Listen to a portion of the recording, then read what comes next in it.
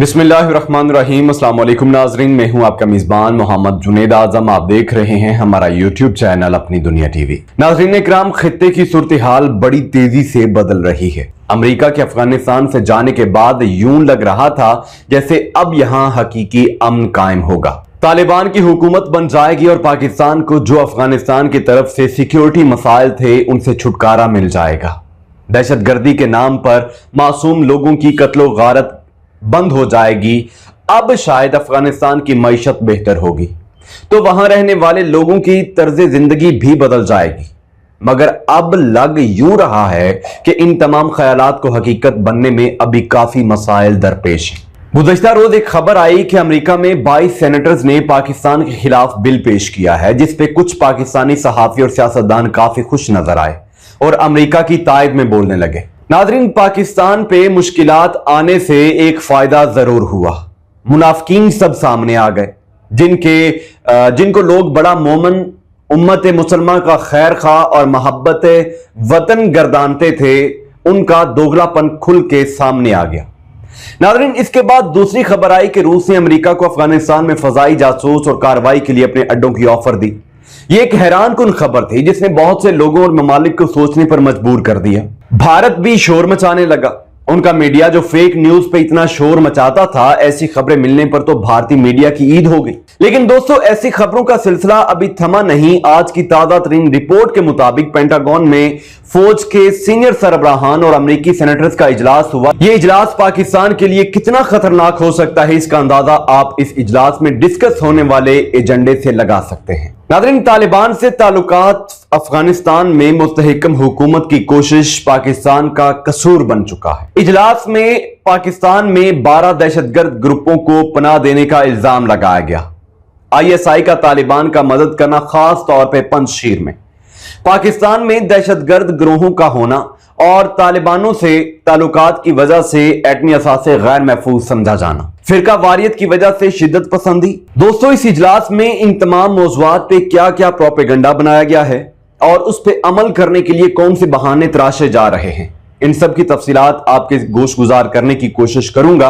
Video को miss मत कीजिएगा। इससे पहले जिन दोस्तों ने हमारे चैनल को सब्सक्राइब नहीं किया, गुजारिश है कि हमारे चैनल को सब्सक्राइब करें, बेल आइकन को दबाएं ताकि हर आने वाली वीडियो का नोटिफिकेशन आपको मिले। नाज़रीन इकराम, पेंटागन की आला क़यादत का एक इजलास हुआ जिसमें कहा गया कि ISI के तालिबान के साथ ताल्लुकात पर बात अब पाकिस्तान से दरवाजे बंद करके की जाए। मतलब पाकिस्तान को दूसरा फरीक समझकर नहीं बल्कि एक मुजरिम की तरह कटहरे में खड़ा किया जाए और उससे जवाब तलब किया जाए। अब पाकिस्तान से बातचीत के तमाम दरवाजे बंद कर दिए जाएं। इस इजलास में क्या क्या कहा गया, क्या इल्जामात लगाए, पहले यह जानना जरूरी है ताकि आपको पूरी साजिश की समझ आ सके कि आगे होने क्या जा रहा है। दोस्तों, अमेरिकी कांग्रेस की एक रिपोर्ट में कहा गया है कि पाकिस्तान में 12 गैर मुल्की दहशतगर्द तंजीमें हैं। अचानक पाकिस्तान में कम से कम 12 गिरोहों को गैर मुल्की दहशतगर्द तंजीमों के तौर पर नामजद कर दिया गया है। कांग्रेस रिसर्च सर्विस CRS ने रिपोर्ट में कहा कि अमेरिकी हुकाम ने पाकिस्तान में ऑपरेशन करने का फैसला किया है जिसमें मुतअद्दिद मुसल्लह और गैर रियासती अस्करियत पसंद गिरोहों को हदफ बनाया जाएगा, जिनमें से कुछ 1980 की दहाई से मौजूद हैं। नाज़रीन, बकौल अमेरिका के पाकिस्तान में काम करने वाले इन ग्रुपों को 5 इकसाम में तकसीम किया गया है। आलमी सतह पर, अफगानिस्तान पर मबनी, भारत और कश्मीर, घरेलू बुनियाद पर और फिरका परस्ती की बुनियाद पर। प्यारे पाकिस्तानियों, भी कुछ दिन पहले की बात है जब अमेरिका समेत कई मगरबी ममालिक की अफवाज, डिप्लोमेट्स और दूसरे शहरी अफगानिस्तान से निकलने के लिए इसे महफूज तरीन मुल्क समझ रहे थे। कुछ दिन पहले पाकिस्तान को अमेरिका कह रहा था कि अफगानिस्तान में दहशतगर्दों की निगरानी के लिए अड्डे दे, तब पाकिस्तान महफूज था। पाकिस्तान को सैरो सियाहत में 2021 का सबसे बेहतरीन मुल्क करार दिया गया है। अब अचानक ऐसा क्या हुआ है कि पाकिस्तान में इतने दहशतगर्द आ गए और अमेरिका अब अपने घर बैठकर ही फैसले कर रहा है कि पाकिस्तान में दहशतगर्दों का बहाना बनाकर हमला किया जाए और पाकिस्तान खामोश बैठा देखता रहेगा कि आओ हम पर गोले बरसाओ, ड्रोन हमले करो। लेकिन चौधरी अमेरिका, अब ऐसा नहीं होगा। तुम्हारा ड्रोन हमारी सरहद भी क्रॉस नहीं कर पाएगा, तुम्हारा मिसाइल यहां दाखिल नहीं हो पाएगा, یہ وہ پاکستان نہیں ہے جب تم نے ایبٹآباد آپریشن کا ڈرامہ کر کے پاکستان کی ساکھ کو خراب کیا تھا۔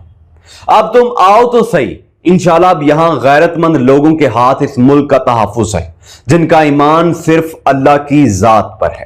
خیر دوستو، امریکی وزیر دفاع لائیڈ آسٹن نے اپنے 2 اعلیٰ جرنیلوں کے ساتھ سینیٹرز کو بتایا ہے کہ پاکستان اور اس کی خفیہ ایجنسی ISI کے طالبان کے ساتھ تعلقات صرف اب پاکستان سے بند دروازوں پر ہی زیر بحث آ سکتے ہیں۔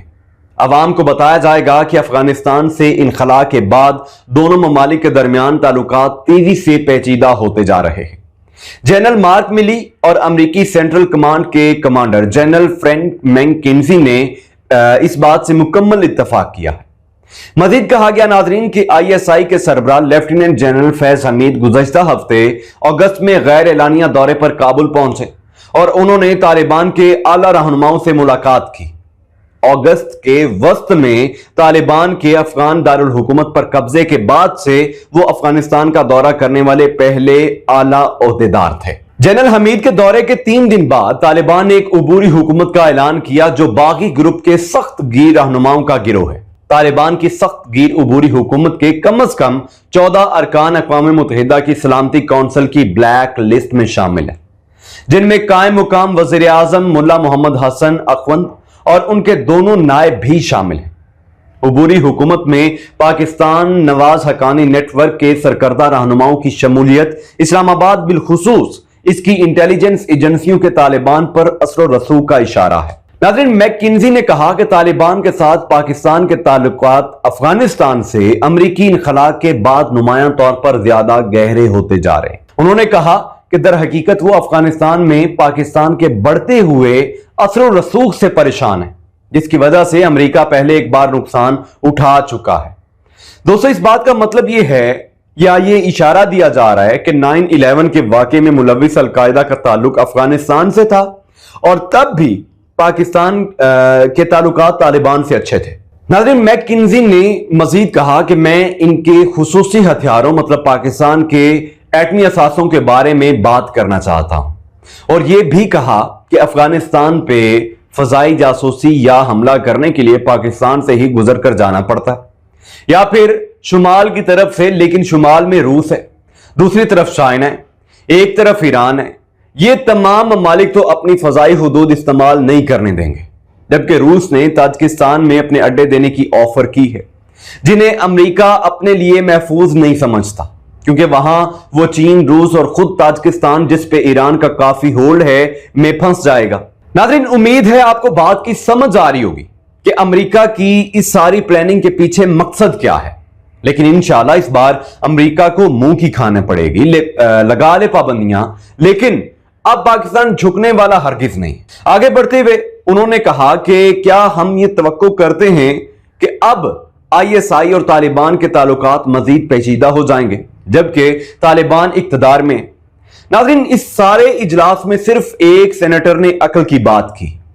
آسٹن نے کہا کہ میں سمجھتا ہوں کہ ایک مشترکہ بات چیت افغانستان یا خطے میں انسانی تباہی کی روک تھام کر سکتی ہے۔ اس طرح ہم دونوں طرف توجہ مرکوز کر سکتے ہیں۔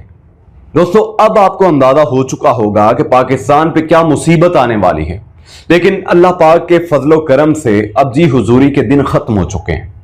اگر امریکہ برابری کی سطح پر رہ کے بات کرتا ہے تو بسم اللہ، ورنہ گولی کا جواب گولی سے ہی دیا جائے گا۔ اب کوئی اس وہم میں نہ رہے کہ وہ پاکستان کو دبا لیں گے۔ اب پاکستان اپنا دفاع بڑی اچھی طرح کر سکتا ہے انشاءاللہ تعالی۔ ناظرین، اس ویڈیو سے فی الوقت اتنا ہی۔ مزید اپڈیٹس کے لیے چینل کو سبسکرائب کریں۔ انشاءاللہ اگلی ویڈیو میں آپ سے ملاقات کروں گا، تب تک کے لیے اللہ نگہبان۔